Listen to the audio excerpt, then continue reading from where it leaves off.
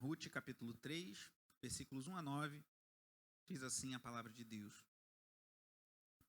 Certo dia, Noemi, sua sogra, lhe disse: Minha filha, tenho que procurar um lar seguro para a sua felicidade. Boaz, senhor das servas com quem você esteve, é nosso parente próximo. Esta noite ele estará limpando cevada na eira. Lave-se, perfume-se, vista sua melhor roupa e desça para a eira. Mas não deixe que ele perceba você, até que tenha comido e bebido. Quando ele for dormir, note bem o lugar em que ele se deitar. Então vá, descubra os pés dele e deite-se. Ele lhe dirá o que fazer. Respondeu Ruth: farei tudo o que você está me dizendo. Então ela desceu para a eira e fez tudo o que a sua sogra lhe tinha recomendado. Quando Boaz terminou de comer e beber, ficou alegre e foi deitar-se perto do monte de grãos. Ruth aproximou-se sem ser notada, descobriu os pés dele e deitou-se. No meio da noite, o homem acordou de repente. Ele se virou e assustou-se ao ver uma mulher deitada a seus pés. Quem é você? Perguntou ele. Sou sua serva Ruth, disse ela. Estenda sua capa sobre a sua serva, pois o Senhor é resgatador. Até aí, oremos. Pai amado e bendito, te agradecemos pela oportunidade de ouvirmos, de compartilhar, de estarmos juntos, unidos aqui, ao redor da mesa, ao redor da tua palavra, que é alimento para nós. Pai amado e bendito, abençoa-nos nessa noite, ministra aos corações, que a tua igreja seja abençoada e edificada no poder do teu Espírito, Senhor. Pois somente o teu Espírito Santo tem poder para aplicar essas verdades inspiradas pelo Senhor aos nossos corações. Porque por mais que o pregador se dedique, se empenhe, se o teu Espírito Santo não ministrar aos nossos corações, todo trabalho será em vão. Mas que em nome de Jesus, o teu Espírito aplique essas verdades, traga discernimento a nós, abra os nossos ouvidos para ouvirmos as maravilhas da tua palavra e que isso gere impacto em nossas vidas, não só hoje, mas na segunda-feira, na quarta, em toda semana, que sejamos guiados e conduzidos pelos princípios e pelos ensinamentos da tua santa palavra, no poder do teu Espírito. É o que eu te peço, Deus amado e bendito, em nome de Jesus. Amém. E graças a Deus. Irmãos, podem sentar? Como falei semana passada, estamos nessa jornada pelo livro de Ruth. Semana passada eu pretendia expor todo o capítulo 3, mas o tempo não permitiu. Então hoje eu falarei da terceira e última parte. Mas só para recapitular um pouquinho a mensagem de domingo passado à noite, eu falei que a nossa geração é uma geração que muitos têm chamado de... Falei de um filósofo que chama a geração floco de neve, uma geração muito frágil, que não suporta as pressões, que rapidamente cede às pressões. Tem um livro de um autor que chama Podres de Mimados, dizendo que essa geração está tão mimada que ela está sendo apodrecida. Outros chamam de geração mimimi, porque você não pode falar nada, não pode confrontar uma pessoa que ela fica logo ofendida e magoada. E eu falei na semana passada como Noemi e Ruth, tendo vivido todo o drama que viveram, como temos visto desde o início do livro de Ruth. Eu sugiro que você leia o livro de Ruth durante a semana. Se quiser, ouça as mensagens anteriores. Essa é a quinta mensagem dessa série.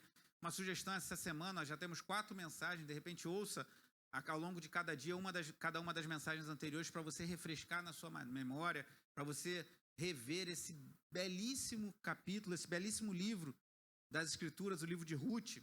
Eu falei no início do contexto dos juízes, era uma época confusa para o povo de Israel. E aí Elimeleque, marido de Noemi, saiu de Israel e foi viver em Moabe e acabou morrendo lá, e seus 2 filhos morreram lá também após terem casado com mulheres moabitas, e eles voltam para Israel, somente Noemi e suas 2 noras, e no caminho ela fala: voltem-se para o seu Deus e para a sua terra. E Orfa volta, mas Ruth faz aquela declaração que é central aqui no livro de Ruth, lá que está no capítulo 1, versículo 16, que ela fala: não insistas comigo que te deixe e que não mais te acompanhe, onde fores irei, onde ficares ficarei, o teu povo será o meu povo e o teu Deus será o meu Deus. Uma aliança marcante. Muitas pessoas usam esse texto para cerimônias de casamento, embora seja um texto muito bonito, não é de um noivo ou de uma noiva um para o outro, é de uma nora para uma sogra. E elas chegam a Israel numa situação de pobreza. Noemi pede para ser trocado o seu nome de Noemi, que era agradável ou amável, para Mara, que significa amarga, sentindo o peso de toda a dificuldade. Saiu com o marido e 2 filhos e voltou viúva, tendo perdido seus 2 filhos, e com a moabita Ruth junto a ela. E Ruth começa a trabalhar, uma mulher que não se entrega ao vitimismo. Como eu falei, a nossa geração é muito de ceder ao vitimismo, as pessoas tudo se fazem de vítima, mas eu sofro muito por causa disso, daquilo. Ruth não, foi trabalhar, botou a mão no arado e começou a trabalhar, e aí vimos em mensagens anteriores como Deus foi conduzindo as coisas de forma extraordinária. Ruth voltou para Israel justamente na época da colheita, e foi por acaso, entre aspas, cair justamente na colheita, na lavoura de Boaz, que era parente do marido de Noemi, Elimeleque. E aí Boaz viu aquela jovem trabalhando e deu apoio a ela, e as coisas foram acontecendo. E como vimos na semana passada, Noemi, sua sogra, teve uma ideia. Ela lembrou que Boaz era um parente resgatador. Eu expliquei isso na mensagem anterior, se você quiser você pode ouvir novamente depois. O resgatador, ele podia resgatar um parente em uma situação de vulnerabilidade, de dificuldade, e comprar uma terra que era dele, alguma coisa para tirar aquela pessoa dessa situação. E Ruth lembrou que Boaz era parente de seu marido, Elimeleque, e ela teve uma estratégia, que foi o primeiro ponto da mensagem anterior, aqui nos primeiros versículos que lemos há pouco. Noemi teve uma estratégia. Ruth, Boaz essa noite vai estar limpando lá o trigo na eira. A eira era um pátio grande onde eles tratavam os cereais. Ele vai estar trabalhando lá e vai dormir lá. Chegue lá e descubra os seus pés, possivelmente para que ele ficasse com frio e acordasse de noite. E quando ele acordar, ele vai te dizer o que você tem a fazer. E Ruth concordou e falou que iria lá, trigo não, cevada, ele estaria limpando a cevada, e ela foi lá, esperou que Boaz adormecesse, deitou-se aos seus pés, ali aos seus pés, descobriu os seus pés, e quando ele acordou, estava lá Ruth. E aí eu falei que Noemi não cedeu ao vitimismo, mas teve essa estratégia de buscar uma situação melhor para Ruth. No versículo 1 que vimos, e lemos agora de novo, ela falou: minha filha tem que procurar um lugar seguro para a sua felicidade. Uma outra tradução poderia ser buscar descanso. Então Noemi foi buscar e traçou essa estratégia. Na sequência, nós vimos no segundo ponto a ação de Ruth. E Ruth foi lá e fez o que Noemi determinou até certo ponto. Porque ela não deixou Boaz fazer, como Noemi falou, faça isso e deixe que ele vai ver o que ele vai fazer. Mas logo que Boaz a viu ali, ela declarou as suas intenções. Ela falou, como lemos no versículo 9, sou sua serva Ruth, disse ela, estenda sua capa sobre sua serva, pois o Senhor é resgatador. E esse estender a capa tinha o significado de casar-se com ela. Então Ruth deixou claro que ela não estava ali para brincadeira, que ela não estava ali para brincar ou para ter uma noite de prazeres com aquele homem, ou de tentar seduzi-lo sexualmente para tentar prendê-lo, mas ela queria que ele esticasse a sua capa e assumisse um compromisso de casamento com ela. E hoje nós vamos ver o terceiro e último ponto. O primeiro foi a estratégia de Noemi, versículos 1 a 5. O segundo, a ação de Ruth, versículos 6 a 9. E por fim agora, qual a reação de Boaz? Eu te pergunto, meu irmão, minha irmã, essa noite. Como vimos aqui, aquele homem trabalhou o dia inteiro. Aquele homem devia estar cansado. Também devia estar alegre, porque ele devia estar trabalhando há muito tempo. A cevada sendo colhida, as coisas acontecendo, e ele deve ter trabalhado muito naquele dia. E não sei se você já passou por isso, eu acredito que sim. É bom quando você tem que fazer um trabalho, você se dedica e se esforça, e às vezes você chega no final do dia, está cansado, está cansado, às vezes detonado de cansaço, mas você está feliz que você cumpriu aquilo que você desejava fazer. E Boaz talvez estivesse assim, ele comeu, bebeu um pouco, talvez tenha até bebido algum tipo de vinho, alguma coisa assim, talvez estivesse um pouco alto, por assim dizer, e ele pegou e deitou. E agora Boaz acorda no meio da noite, está sozinho com uma mulher, não tem ninguém por perto, um lugar escuro. Qual vai ser a reação de Boaz? Qual seria a sua? Você, meu irmão, muitos estudiosos entendem que Boaz era solteiro, porque leva a crer que ele não era casado. Então ele estava possivelmente solteiro, sozinho, com uma mulher literalmente aos seus pés, no meio da madrugada, depois de uma época, especialmente de um dia, certamente de muito trabalho. Qual vai ser a reação de Boaz? Eu quero lembrar-nos da origem do povo moabita, como eu tenho falado. O povo moabita teve origem no incesto, na relação de pai e filha, de uma das filhas de Ló. Vá comigo lá em Gênesis capítulo 19. Abra sua Bíblia em Gênesis 19.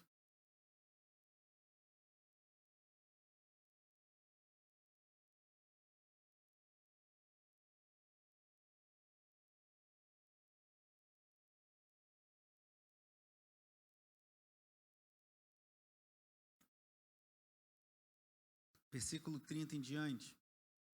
Olha que história terrível. Gênesis capítulo 19, a partir do versículo 30. Eu já mencionei essa história ao longo dessas mensagens, mas vamos revivê-la. Ló partiu de Zoar com as suas 2 filhas e passou a viver nas montanhas porque tinha medo de permanecer em Zoar. Ele e suas 2 filhas ficaram morando numa caverna. Lembra que a mulher de Ló morreu porque olhou lá para a destruição e ela virou uma estátua de sal. 31. Um dia, a filha mais velha disse à mais jovem: nosso pai já está velho, e não há homens nas redondezas que nos possuam, segundo o costume de toda a terra. Vamos dar vinho a nosso pai, e então nos deitaremos com ele para preservar a sua linhagem. Naquela noite deram vinho ao pai, e a filha mais velha entrou e se deitou com ele. E ele não percebeu quando ela se deitou, nem quando se levantou. No dia seguinte, a filha mais velha disse à mais nova: ontem à noite deitei-me com meu pai. Vamos dar-lhe vinho também esta noite, você se deitará com ele, para que preservemos a linhagem de nosso pai. Então, outra vez deram vinho ao pai naquela noite, e a mais nova foi e se deitou com ele. E ele não percebeu quando ela se deitou, nem quando se levantou. Assim, as 2 filhas de Ló engravidaram do próprio pai. A mais velha teve um filho e deu o nome de... Qual o nome está aí? Moabe, significa do pai. Esse é o pai dos moabitas, do povo de Ruth. A mais nova também teve um filho e deu-lhe o nome de Ben-Ami. Este é o pai dos amonitas de hoje. É muito provável, quase certo, irmãos, que Boaz soubesse dessa história. Então imagina, ele acorda de madrugada, está uma mulher aos seus pés, que ele sabe que aquela mulher é viúva, que ele conhecia, que ele admirava, a gente vai ver mais à frente que ele admirava a Ruth, por ser uma mulher trabalhadora, uma mulher batalhadora, uma mulher que se esforçava no seu trabalho e na honra que dava à sua sogra. Ela talvez fosse jovem, talvez uma mulher bonita, como nós vimos, Noemi orientou ela que botasse umas roupas mais arrumadas, que se vestisse, que talvez se perfumasse. Então ele acorda de madrugada, tem uma bela mulher, possivelmente, bem arrumada, bem vestida, que ele sabe que é viúva e sabe que é moabita. Talvez ele tenha lembrado dessa história e pensado: ela vai querer fazer comigo como a filha de Ló fez com ele. E se deitou com seu pai. Eu não sou pai dela, mas eu tomei um pouco de vinho, eu estou consciente, mas será que ela vai agir como as moabitas? Mas Ruth já se posicionou: eu quero que estenda a sua capa para que você case comigo. Ela seguiu não o caminho do seu povo moabita, mas ela seguiu os caminhos de Deus. Mas e Boaz? Será que Boaz ia se aproveitar daquela situação e se valer sexualmente de Ruth? Eu creio que Boaz talvez possa ter lembrado de uma outra história. E só para falar para os irmãos, o título dessa mensagem é Boaz, fidelidade em meio às tentações. Como Boaz resistiu a essa tentação? Às vezes, irmãos, a gente pensa que os homens notáveis da Bíblia, como José, como Boaz, como o apóstolo Paulo, eram homens isentos de tentações. Mas não houve homem sobre essa terra que não passasse por tentações, e só houve um que resistiu a todas elas, que foi nosso Senhor e Salvador Jesus Cristo. Todo homem é sujeito a tentações, assim como toda mulher também. Às vezes a gente admira muito uma pessoa que talvez tenha te trazido para o Evangelho, uma irmã que orava por você, alguém que pregou o Evangelho para você e foi uma pessoa que te ajudou a caminhar no Senhor, ou então uma pessoa de oração, quando você está na dificuldade, você ora, aquela pessoa ora por você, você liga e ela ora por você, ou te traz uma palavra abençoada, você pensa: essa irmã é uma bênção, que mulher de Deus abençoada, esse irmão sempre tem uma palavra de ânimo, uma correção, uma palavra da Bíblia nos seus lábios. E às vezes a gente pensa: esse daí é quase um santo. mas todos nós somos sujeitos a tentações, e Boaz não era diferente. Então, como Boaz agiu diante dessa situação, com uma moabita literalmente aos seus pés? E aí nós temos uma outra história, que você conhece muito bem, que não é a história, assim, de Ruth e de Boaz, mas uma outra história em que um homem também israelita, um homem também descendente de Jacó, está numa situação em que há um cerco e uma tentação, e ele não cai naquela tentação. Gênesis capítulo 37, se você ainda está em Gênesis, avance um pouquinho, perdão, capítulo 39.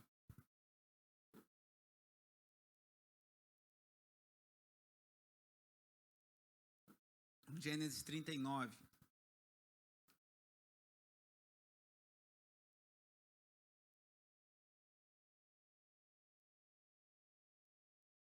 Gênesis 39, a partir do final do versículo 6, diz assim: José era atraente, de boa aparência. E depois de certo tempo, a mulher do seu senhor começou a cobiçá-lo e o convidou: venha, deite-se comigo. Mas ele se recusou e lhe disse: meu senhor não se preocupa com coisa alguma de sua casa, e tudo o que tem deixou aos meus cuidados. Ninguém desta casa está acima de mim. Ele nada me negou a não ser a senhora, porque é a mulher dele. Como poderia eu, então, cometer algo tão perverso e pecar contra Faraó? Contra Potifar? Não, pecar contra Deus. Porque quando a gente peca contra o próximo, a gente erra com o próximo, desobedecendo os mandamentos de Deus, a gente peca contra Deus. E ele continua aqui: assim, embora ela insistisse com José dia após dia, ele se recusava a deitar-se com ela e evitava ficar perto dela. Um dia, ele entrou na casa para fazer suas tarefas e nenhum dos empregados ali se encontrava. Ela o agarrou pelo manto e voltou a convidá-lo: vamos, deite-se comigo. Mas ele fugiu da casa, deixando o manto na mão dela. Olhe para mim. Aqui nós vemos o exemplo impressionante de José, e você sabe, você conhece a história possivelmente, se não lê depois de Gênesis 39, mas acredito que todos conheçam. O que aconteceu depois? Ela cria uma situação para incriminar José e ele é preso e sofre muito por causa disso, mas ele não peca contra Deus. E agora, como Boaz vai agir diante daquela situação com Ruth, naquela madrugada, naquela noite? Ele vai agir como a mãe de Ruth lá atrás, a mãe dos Moabitas, a filha de Ló, que se valeu de uma situação e teve relações com seu pai, algo terrível aos olhos de Deus, ou vai agir como José, que diante da tentação se manteve fiel ao Senhor? Vamos lá em Ruth para encontrarmos a resposta a essa pergunta. Já vimos que Ruth não agiu como a mãe das Moabitas. Ela se posicionou dizendo: eu quero um compromisso, eu não estou aqui de brincadeira, eu tenho um compromisso, eu quero casar contigo, assim como os israelitas fazem. Ela não disse tudo isso, mas isso está subentendido. E Boaz, irmãos? Como Boaz agiu? Versículo 10 lá de Ruth 3. Boaz lhe respondeu: o Senhor a abençoe, minha filha. Este seu gesto de bondade é ainda maior do que o primeiro, pois você poderia ter ido atrás dos mais jovens, ricos ou pobres. Agora, minha filha, não tenha medo. Farei por você tudo o que me pedir. Todos os meus concidadãos sabem que é mulher virtuosa. Você já ouviu essa expressão, mulher virtuosa? Você conhece essa expressão, né? E lembra onde está essa expressão na Bíblia? Pode falar, eu sei que vocês sabem. Provérbios. Alguém lembra o capítulo? Tem gente aí que falou, já soprei, eu vi uns sopros aí. Provérbios. Fala aí, gente, sempre pode falar. 31, né? Que é o último capítulo de Provérbios. E um pastor, o reverendo Emílio Garófalo, falando desse texto, ele fala algo interessante.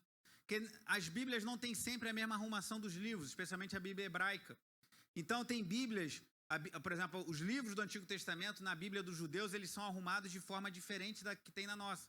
E não há problema nenhum contra isso. Nós não cremos que Deus inspirou a ordem dos livros, Deus inspirou os livros.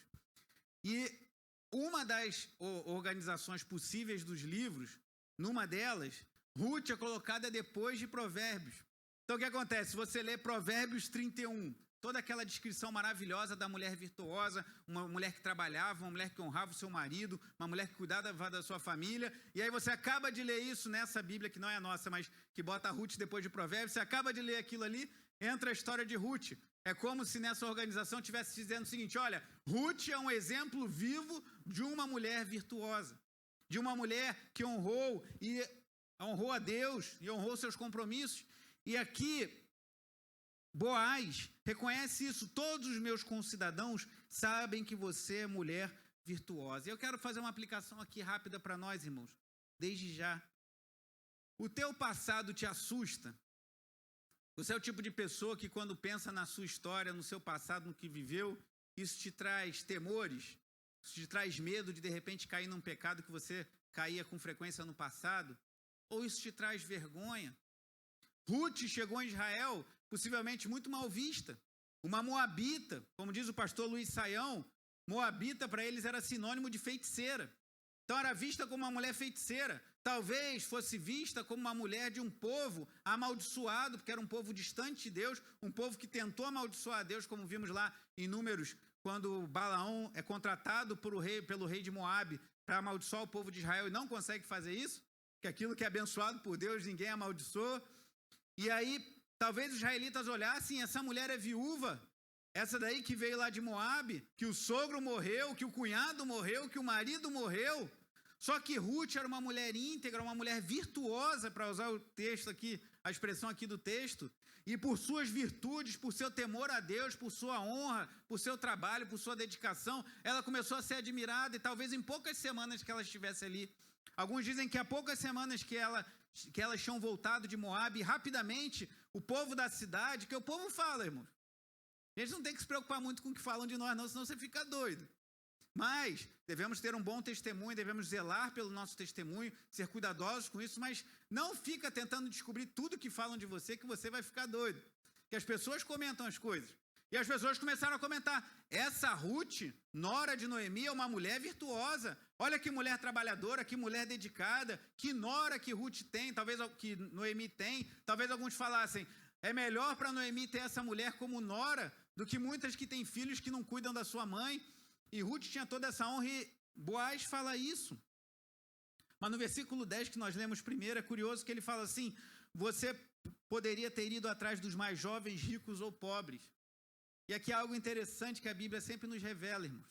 Que às vezes a gente pensa que pessoas que têm muito poder, que têm muito dinheiro, que têm muita visibilidade, ou mesmo pessoas que são muito seguras, são pessoas que são totalmente resolvidas e não têm temores.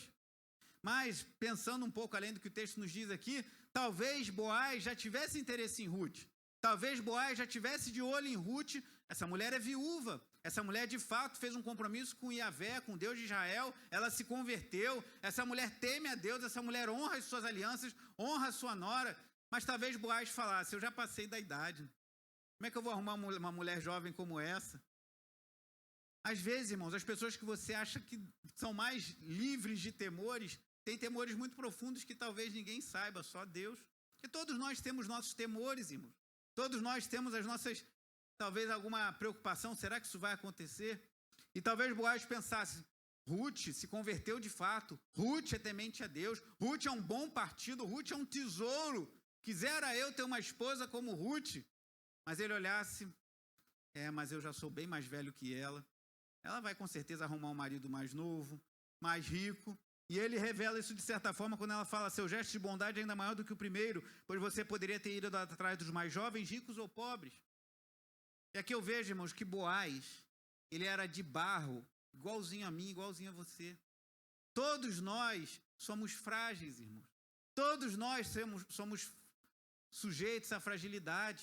Mesmo o fazendeiro, por assim dizer, rico, lá de Israel, que tinha terras, que tinha servos, que chegava, lembra que nós vimos no capítulo anterior, que ele chegava lá na lavoura e falava, Deus abençoe os servos dele, que o Senhor te abençoe também, mais ou menos isso. E ele tinha servos, tinha pessoas que eram empregados dele, tinha dinheiro, tinha recursos, era um homem trabalhador, mas também tinha os seus medos, porque todos nós, irmãos, somos frágeis. Um erro que às vezes a gente comete, e a igreja, às vezes a gente vê muito isso, é a gente querer passar o estereótipo do super-homem ou da Mulher Maravilha. Ah, eu sou crente, eu não temo nada. Ah, eu sou crente, eu não fico doente. Ah, eu sou crente, tudo é fácil para mim. Não vamos ficar reclamando, murmurando da vida, mas também não vamos criar dificuldade onde não tem, nem negar as dificuldades quando elas existem, irmãos. Todos nós passamos por dificuldades, todos nós passamos por temores, todos nós passamos, por vezes, por preocupações. Ah, mas a Bíblia fala que devemos entregar a nossa ansiedade ao Senhor. Glória a Deus, é isso mesmo. Mas, ao saber que as outras pessoas, mesmo um Boaz, têm as suas preocupações e os seus medos, Deus nos mostra que somos todos iguais, irmãos. E isso nos cria uma identidade. Nós somos todos carentes da graça de Deus. Mas vamos continuar aqui. Então, Boaz não se valeu da Moabita. Ele não agiu igual a mãe lá dos Moabitas e falou, essa mulher está aqui, não tem ninguém vendo, vou me deitar com ela e depois a gente vê o que faz. Ele honrou a sua posição, ele não cedeu à tentação, então ele pareceu muito mais com José, só que ele não precisou fugir e não teve problemas por causa disso. Pelo contrário, isso se redundou em uma bênção na vida dele. Só que continua no versículo 12, olha o que diz. É verdade que sou resgatador, que vimos semana passada, aquela pessoa que pode resgatar alguém da família que está numa situação difícil. Mas há outro que é parente mais próximo do que eu. Passe a noite aqui, de manhã veremos. Se ele quiser resgatá-la, muito bem, que resgate. Se não quiser, juro pelo nome do Senhor que a resgatarei. Deite-se aqui até de manhã. Irmãos, Boaz, ali a gente pensa que ele estava sujeito a uma tentação, que era de se envolver sexualmente com uma mulher que ainda não era mulher dele, né? Depois até a gente sabe que veio a se tornar, mas não era ali, então ele estaria pecando contra Deus, e ele resistiu a essa tentação, ele resistiu bravamente ali, ele não cedeu à tentação sexual, mas surgiu uma outra tentação ali, irmãos. Por quê? Pelas regras lá de Israel, que nós vimos na mensagem anterior, havia uma hierarquia, assim, se você tem que resgatar alguém, é o parente mais próximo. E tinha um parente do marido de Noemi que era mais próximo do que Boaz. O que isso significa? Se Boaz chegasse e falasse, Ruth, vamos casar, tá tudo certo, eu vou te resgatar, a gente vai casar, vou avisar para todo mundo que eu vou tomar você como minha esposa, a gente vai casar e vai seguir a vida, ele estaria, entre aspas, furando a fila. Ele estaria deixando de cumprir o mandamento de Deus, porque o mandamento de Deus era o parente mais próximo. Se tinha alguém mais próximo, ele tinha que buscar saber se esse homem aceitaria resgatar Ruth. Então nós vemos aqui que Boaz era um homem piedoso, um homem com caráter, que nos ensina muitas coisas, irmãos. Como nós reagimos diante das pressões da vida? Quando a coisa aperta, quando você sabe que surgiu uma oportunidade de fazer algo que vai ser bom para você, mas que vai ferir os mandamentos de Deus, como você reage? Ele resistiu à tentação sexual, mas ele podia falar, eu estou sozinho, a mulher está aqui, está disponível para mim, vamos casar, depois eu resolvo esse negócio aí de resgatador. Mas ele falou, não, vou fazer a coisa certa. Tem alguém na frente, tem alguém que, segundo os mandamentos de Deus, pode te tomar como esposa na minha frente, então que esse vá e eu vou ver o que vai dar. Que homem honrado. Lembre-se que ele falou que ela buscou ele que era mais velho e talvez pudesse buscar alguém mais rico. Então ele estava interessado em Ruth, ele admirava a Ruth, mas na hora da pressão ele não cedeu seus princípios porque seria melhor para ele. Como isso nos ensina, irmão? A gente vive numa sociedade muito corrompida, é muito do jeitinho brasileiro, né? Tudo é o jeitinho brasileiro, não dá um jeitinho, não tem problema não, todo mundo faz assim, mas todo mundo faz isso, porque você é muito Caxias. Mas Boaz, não, eu vou fazer o certo. Tem alguém na frente para resgatar essa mulher, eu vou falar com ele. Se ele não quiser te resgatar, a bênção, o tesouro não era para mim. Mas se ele não quiser te resgatar, opa, estou aqui. Como reagimos, irmãos, diante das tentações? Porque muitas vezes a gente fala em tentação, pensa logo em tentação sexual, que existe também, mas existem muitas outras. A gente burlar leis, a gente entrar na frente de alguém, quando era justo que essa pessoa estivesse na nossa frente. Boaz, mais uma vez, ele não cede à tentação, ele honra a Deus e ele segue os trâmites. Ele segue o que tem que fazer para glorificar ao Senhor. E o versículo 14 diz, ela ficou deitada aos pés dele até de manhã, mas levantou-se antes de clarear para não ser reconhecida. Boaz pensou, ninguém deve saber que esta mulher esteve na eira. Uma coisa importante, Boaz preservou a sua, digamos assim, namorada, porque agora eles já não estavam namorando, mas já estavam enamorados. Ela claramente manifestou interesse em se casar com ele, e ele claramente deixou, né, para ela que tinha interesse em estar com ela também. Mas não por isso ele se envolveu sexualmente com ela, nem a expôs. E aqui eu queria falar uma coisa que, como os irmãos sabem, eu trabalhei muitos anos com jovens, e a gente sempre fala com isso com jovens, com questões de namoro. Tem jovens que dizem que amam profundamente a namorada, que querem casar com ela, querem assumir um compromisso, mas que é difícil segurar a tentação sexual e que ele vai casar com ela e às vezes defraudam a sua relação. E as meninas não devem permitir isso. E o homem deve honrar. Boaz aqui é um exemplo, ele não defraudou a sua, digamos assim, possível noiva. Ele não passou dos limites, ele não avançou os sinais. Então, você, menina que está solteira, talvez que me ouça aqui, ou você conhece alguma menina cristã, ela deve procurar um Boaz, um homem que a respeite, um homem que a honre, um homem que não vá usufruir do seu corpo, que vai falar, eu te amo muito, não, mas a gente vai casar. Aí depois, que se envolve muitas vezes com a menina, né, sexualmente, aí depois chega para ela e fala, mas eu gostei muito de você, mas eu não sei, meu coração esfriou, sabe como é que são as coisas, você é uma pessoa maravilhosa, mas eu não estou sentindo mais que é para a gente casar. Sentia antes, né? Antes de se aproveitar da situação, sentia muito. Mas agora que já conseguiu o que queria, mete o pé. Então, cuidado, menina, você que tem filhas, netos, netas, preserve as suas meninas e mesmo os rapazes, que infelizmente muitas jovens hoje, até dentro da igreja, por vezes querem entrar naquele pensamento do não tem nada a ver, não tem nada a ver. Ah, sexo é criado por Deus, é bênção. Mas a Bíblia fala que é bênção a ser desfrutada no contexto do casamento. Então, se você, jovem rapaz, ou conhece algum amigo seu que está sendo tentado nessa área, às vezes pela própria namorada, fala para ele fazer como José. Mesmo que você tenha que ficar preso, corra dessa situação, porque é difícil resistir, e se você ficar dando bobeira, você vai cair em pecado. A Boaz não. Boaz preservou Ruth e falou, não quero que ninguém saiba. Porque o pessoal vai começar a falar, tá vendo aquela moabita lá? Falou que se converteu a Israel. Converteu nada. Continua moabita, foi tentar seduzir o homem rico para ganhar um dinheiro. Ah lá, poderiam falar mal, difamar Ruth, e Boaz foi e preservou. Isso vale até para nós, irmãos, homens casados. Nós precisamos preservar a nossa esposa, né? Falar as nossas esposas, parece que você tem várias esposas, mas nós, homens casados, precisamos preservar. Você, mulher casada também, preserve o seu marido. Não fale da sua esposa para ninguém, não fale do seu marido para ninguém, preserve-o. Se tiver algum problema, roupa suja, lava aonde? Em casa. Muita gente hoje tem máquina de lavar, né? A mais fácil ainda, lava na máquina de lavar. Mas tem problema com o seu cônjuge, resolve com ele. Se o problema é mais grave, busca um aconselhamento junto com ele, junto com ela. Se for uma situação muito grave, busca um gabinete pastoral. Mas assim, não difame, não exponha o seu cônjuge, não exponha. Não podemos fazer isso, irmãos. Por vezes, às vezes, até numa brincadeira, no dia a dia, acaba saindo uma palavra inconveniente, falando mais do que deveríamos, até com familiares, mas precisamos nos corrigir nisso, irmãos. Boaz não expôs Ruth. Ele preservou aquela com quem, mais à frente, ele viria se casar. E não somente isso, versículo 15. Por isso disse, traga-me o manto que você está usando e segure-o. Ela o segurou, e o homem despejou nele 6 medidas de cevada, e o pôs sobre os ombros dela. Depois ele voltou para a cidade.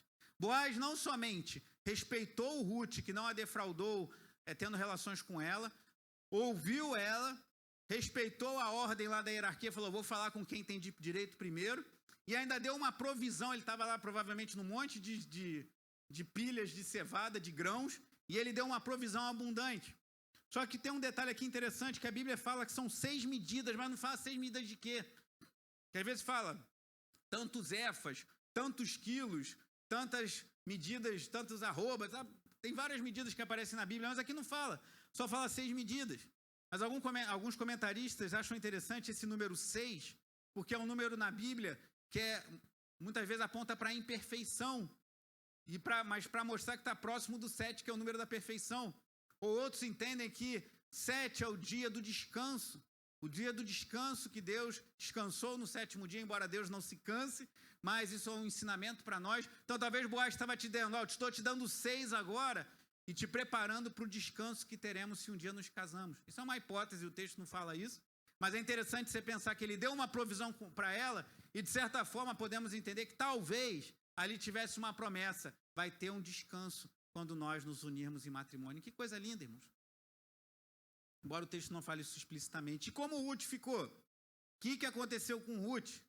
Vimos a estratégia de Noemi, primeiro ponto, a ação de Ruth, segundo ponto, a reação de Boaz, que agiu resistindo às tentações, a tentação de se envolver sexualmente com Ruth, a tentação de furar a fila e entrar na frente do resgatador, que era mais próximo do sogro de Ruth. E Ruth, como reagiu a tudo isso? Versículo 16. Quando Ruth voltou à sua sogra, como esta lhe perguntou, como foi, minha filha? Pergunta curiosa, né? Pergunta que o pai e a mãe fazem quando o filho vai ter um encontro amoroso. Está começando a se namorar por uma menina, está começando, aí eles vão hoje, minha filha hoje vai no cinema com o candidato, com o namorado, a pessoa que ele está conhecendo, ou meu filho vai no cinema, quando chega em casa, o pai e a mãe estão nervosos assim, olhando para o relógio, quando chega finge que está calmo, né, e pergunta, como foi, minha filha? Por quê? Está preocupado, pai? Está ansioso? Não, que isso, só curiosidade. E Ruth não era a mãe dela, era a sogra, mas tinha uma aliança muito intensa. E ela perguntou, como foi, minha filha? E qual foi a resposta de Ruth? Ruth lhe contou tudo o que Boaz lhe tinha feito. E acrescentou, ele me deu estas 6 medidas de cevada, dizendo, não volte para a sua sogra de mãos vazias. Só até aí, irmãos, eu ia concluir, mas aqui há uma coisa muito importante que a gente precisa aprender como povo de Deus, irmãos. Deus se agrada da generosidade. E Deus abençoa o generoso. Não devemos ser generosos buscando receber algo de Deus. Mas eu também não posso me furtar a dizer que eu já vi muitas pessoas que são muito generosas sendo muito abençoadas por Deus. Deus se agrada do generoso. Em Provérbios fala sobre isso também. Então sejamos generosos. Você tem que abençoar a vida de uma pessoa, abençoe.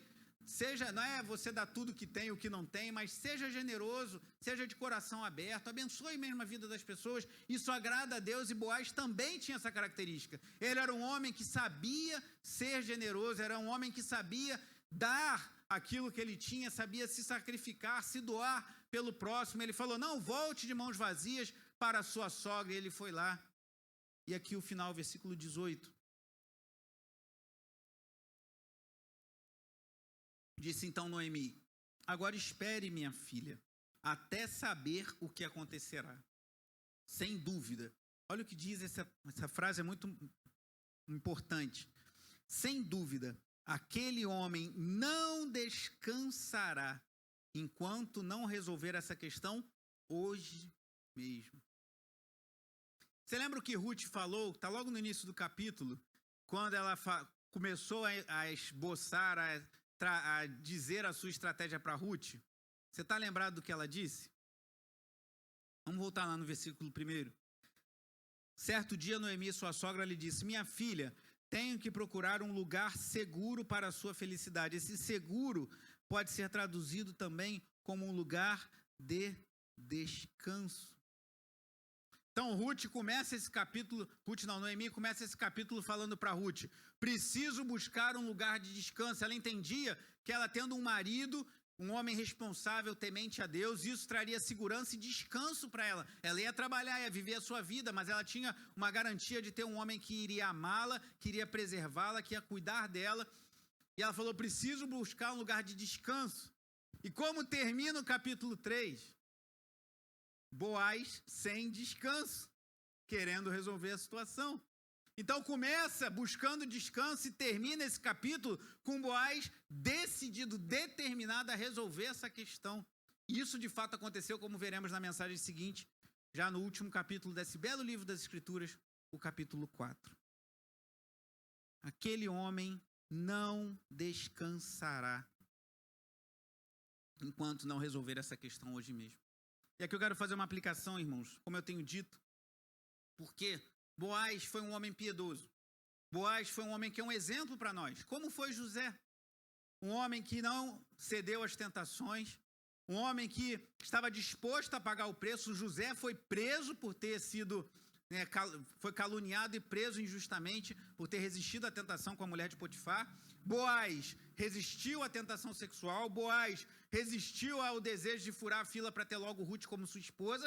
Ele estava disposto a não ter Ruth se isso não fosse digno, se isso fosse algo que desonrasse ao Senhor. Ele estava disposto a pagar o preço. Mas eles eram homens falhos igual a mim e a você. Mas nós temos um resgatador que não teve pecado. Nós temos um resgatador que foi tentado. Nosso Senhor Jesus Cristo, lá em Mateus capítulo 4 e Lucas capítulo 4, os dois relatos da tentação de Jesus, ele foi levado para o deserto pelo Espírito de Deus para ser tentado pelo diabo. E o diabo tentou, as 3 tentações estão registradas ali, e Jesus não caiu em nenhuma delas. Israel, quando estava no deserto por 40 anos, caiu em pecado e foi julgado por Deus, e poucos adentraram a terra prometida. Mas Jesus no deserto foi tentado pelo diabo, e assim como Boaz, ele não cedeu à tentação de Satanás. Diferente de Adão e Eva, o primeiro casal que cedeu à tentação da serpente, Cristo não cedeu à tentação. E por mais que Boaz fosse bom, irmãos, o nosso Senhor é infinitamente melhor, porque ele é perfeito, ele não teve falha, não teve pecado. E algo muito me marcou quando eu estava meditando nesse texto, irmãos, que assim como Boaz não teve descanso até resolver aquela situação, Cristo não teve descanso até nos comprar para Deus, irmãos. E continua trabalhando em nós. Eu quero te dizer uma coisa muito simples, mas muito profunda, que eu espero que fique marcado em nossos corações essa noite. O nosso Deus é um Deus que trabalha. Nosso Deus é um Deus que trabalha em prol daqueles que nele esperam, como diz lá em Isaías 64, salvo engano. E talvez você fale, mas isso é óbvio, eu sei. A gente sabe na cabeça, mas muitas vezes a gente não leva isso para o coração, ou as circunstâncias, as dificuldades, as lutas, nos deixam nublar isso, e a gente perde de vista que Deus está trabalhando por nós. Ruth foi para a casa da sua sogra, e que Noemi falou para ela, Ruth, espera, Ruth. Agora não há mais o que você fazer, você entregou essa causa ao seu resgatador, e ele não vai ter descanso até resolver isso.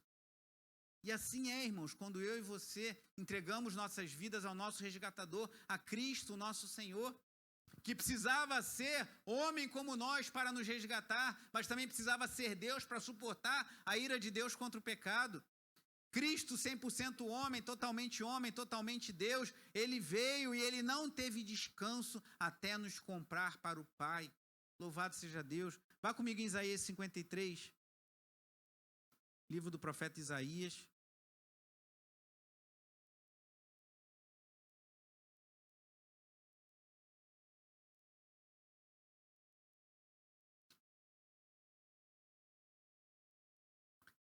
Só para citar o texto que eu citei de cabeça agora, é isso mesmo. Isaías 64, 4 diz, desde os tempos antigos, ninguém... Mas pode abrir no 53, só vou ler aqui o 64, 4. Vai abrindo no Isaías 53.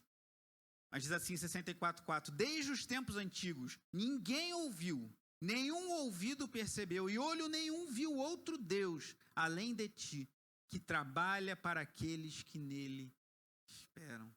Ruth esperou, porque Boaz ia trabalhar naquela situação, porque ele tinha que resolver. Agora Isaías 53. Falando de nosso Senhor e de seu sacrifício por nós. A partir do versículo 9 diz assim, foi-lhe dado um túmulo com os ímpios e com os ricos em sua morte, embora não tivesse cometido nenhuma violência, nem houvesse nenhuma mentira em sua boca. Contudo, foi da vontade do Senhor esmagá-lo e fazê-lo sofrer. E embora o Senhor tenha feito da vida dele uma oferta pela culpa, ele verá a sua prole e prolongará seus dias, e a vontade do Senhor prosperará em sua mão. Depois do sofrimento de sua alma, ele verá a luz e ficará satisfeito. Pelo seu conhecimento, meu servo justo justificará a muitos e levará a iniquidade deles. Por isso eu lhe darei uma porção entre os grandes, e ele dividirá os despojos com os fortes, porque ele derramou sua vida até a morte, e foi contado entre os transgressores, pois ele levou o pecado de muitos, e pelos transgressores intercedeu. Jesus viu o sofrimento da sua alma, mas isso trouxe a ele satisfação.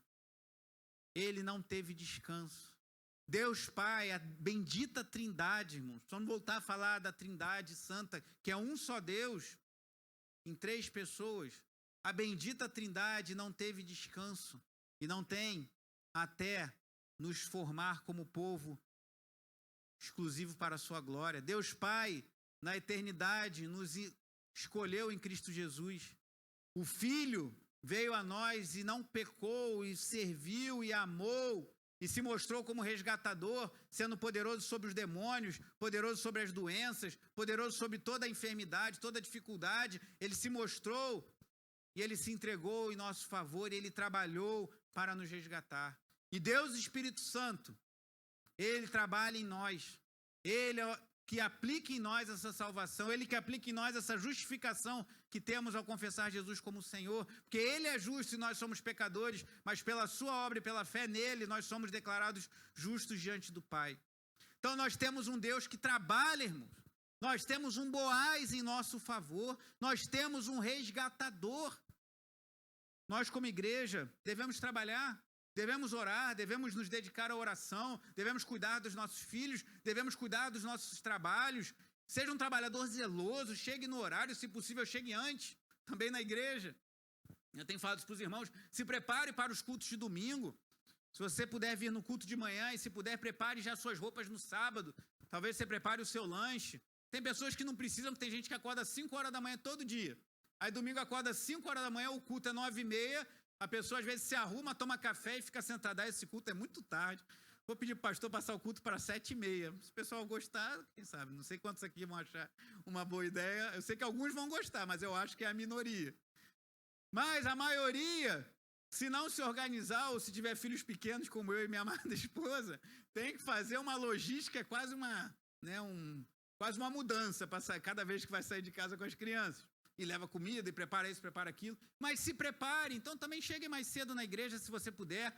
Não pense, o culto é 7 horas, se chegar até 7h10, 7h15, está bom. Procure chegar um pouco antes, se organize para chegar 15 para as 7, 10 para as 7, 20 para as 7. Chegue com calma, use o banheiro, beba uma água. Sente aqui, a gente tem ministrado os louvores antes, cante os louvores, abra a Bíblia, fique em espírito de oração, dobre seus joelhos, ore. A gente tem cada vez mais... A gente quer blindar esse local, esse santuário, para que aqui seja um lugar de adoração. Então, se quiser conversar, conversa lá fora, mas procura não perder tempo e logo vir aqui para se preparar para cultuar a Deus. Faça isso, se organize, trabalhe, se esforce. Mas muitas vezes a gente acha que a gente vai conseguir as coisas pela força da nossa mão, mas nós temos um Deus que trabalha por aqueles que nele esperam. Nós temos um Boaz, irmãos. Ruth não tinha que fazer mais nada, ela tinha que sentar e esperar, e foi isso que ela fez, porque ela já se manifestou desejosa de casar com Boaz. Boaz, firme, não foi vítima. Lembra que eu falei que Noemi não foi vítima? Ela não falou, já estou com a vida perdida mesmo, vou esperar a morte. Ruth não foi vítima, eu sou moabita, esse homem é rico, vou me entregar sexualmente para ele, que ele vai ser mais fácil de eu conseguir as coisas. Ela manteve sua aliança e honrou ao Senhor. E Boaz também não se fez de vítima.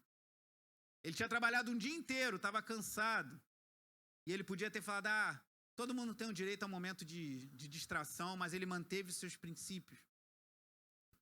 E ele trabalhou, e ele correu atrás para ter Ruth como sua esposa, o que veremos nas mensagens seguintes, se Deus assim permitir. Nós temos um Deus, irmãos, que trabalha por aqueles que nele esperam. O que nós precisamos ter é o que Ruth fez lá no capítulo 1.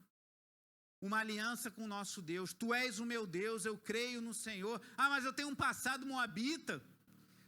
Mas você não conhece a minha história. Você não sabe o que eu fiz. Não tinha um filme antigamente que era assim, eu sei o que vocês fizeram no verão passado. Você não sabe o que eu fiz no verão passado. Você não sabe dos meus erros e pecados, e talvez eu não saiba mesmo. E talvez alguns deles eu jamais venha a saber. Mas eu sei de uma coisa, nós servimos a um Deus perdoador, misericordioso, compassivo, que lança os nossos pecados no mar do esquecimento, se esquece deles, eles foram imputados em Cristo na sua cruz, e a justiça de Cristo foi imputada a nós. Que Ele é o nosso Boaz, Ele trabalha por nós. Enquanto não entendemos isso, irmãos, nós vamos querer dar o jeitinho brasileiro. Nós vamos querer chegar e ir de um jeito para facilitar as coisas. Ah, não, vou lá e conversar com o homem do cartório para ver se ele não casa logo o Boaz comigo. Eu vou lá ver se eu vou dissuadir o resgatador mais próximo para ele esquecer de mim e me deixar livre para Boaz. Não, Ruth, senta, Ruth, espera, Ruth, porque Boaz está trabalhando em prol da sua vida. Como é difícil esperar, né, irmãos? Como é difícil chegar na casa da sogra e confiar que o nosso Boaz, Jesus Cristo, está trabalhando por nós. Mas eu creio que é isso que Ele quer que nós entendamos essa noite.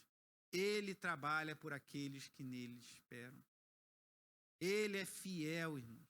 Ele é maravilhoso. O Espírito Santo trabalha em nós. Muitas pessoas falam aquele versículo belíssimo de Romanos 8, 28, que todas as coisas cooperam para o bem daqueles que amam a Deus. Isso é verdade, está na Bíblia. Mas não atentam para o versículo 29, que vem em seguida, que fala que o propósito é sermos feitos imagem de Cristo nosso Senhor. Então o Espírito Santo está talhando, que nessa bela cruz foi feita a partir de umas madeiras que sobraram da obra. Eu vou te entregar logo as origens. Isso aqui era madeira que sobrou de caixonete de porta que não serviu, irmãos. E olha que beleza essa cruz. Vou aproveitar e explicar aos irmãos. A nossa igreja adota a cruz celta. Isso não tem. Essa cruz não é. A igreja agora não é mais espiritual, não. A gente tem uma cruz agora estamos numa igreja mais substância, assim, né? Não tem nada a ver. É só um símbolo que nos aponta que estamos num lugar de culto. Mas a cruz celta, que também não é mais espiritual por conta disso, tem esse círculo atrás. O que significa esse círculo? O que é o círculo? Ele é um símbolo perfeito. Ele não tem início, não tem fim. Isso lembra a eternidade de Deus. Então, esse símbolo simplesmente significa a cruz representando Deus Pai por trás da... A cruz não, o círculo. Deus Pai por trás da obra da cruz. Então, Cristo foi para a cruz, não foi por acaso, não foi porque os romanos quiseram crucificá-lo, embora eles quisessem, não foi porque os judeus o perseguiram, embora os judeus o tenham perseguido, mas porque Deus planejou isso na eternidade para ele ser o nosso resgatador, e Deus Pai trabalhou nisso, Deus Filho se entregou por nós, e Deus Espírito Santo aplica-se aos nossos corações, e Deus estava por trás da obra da cruz. Por isso que esse símbolo tem esse significado, e eu acho tão bonita essa simbologia. Mas essa cruz, irmãos, eu não vou dizer a loja para não fazer propaganda. Isso aqui eu trouxe no meu carro. Era muito feio. Cheio de farpa, todo enviesado. Olha que beleza. Porque um irmão muito habilidoso de nossa igreja conseguiu fazer essa obra de arte. Isso é uma obra de arte. E até aqui no cantinho ficou... Você pode vir depois no culto se quiser olhar, passar a mão assim. Ficou liso. Eu falei, você usou uma ferramenta? Ele, não usei a ferramenta, não, lixei com a mão. Eu falei, meu Deus. O homem é habilidoso mesmo. Isso aqui, irmãos, era um caixonete de porta. Só que Deus pegou, ao invés de botar para ser caixonete de porta, transformou numa obra de arte por meio da habilidade de um irmão. E assim Deus faz em nossas vidas, irmão. Talvez você sinta que você é um caixonete de porta. Você não tem função nesse mundo. Mas todas as coisas cooperam para o bem daqueles que amam a Deus. Deus, por meio do seu Espírito Santo, está forjando em nós, talhando em nós, para sermos uma belíssima obra de arte. Semelhante a Cristo nosso Senhor. Nosso Boaz, nosso Goel, que é resgatador em hebraico, aquele que nos resgata do pecado, da morte, da condenação e nos transporta do império das trevas para o reino do Filho do seu amor, Cristo Jesus. Feche seus olhos.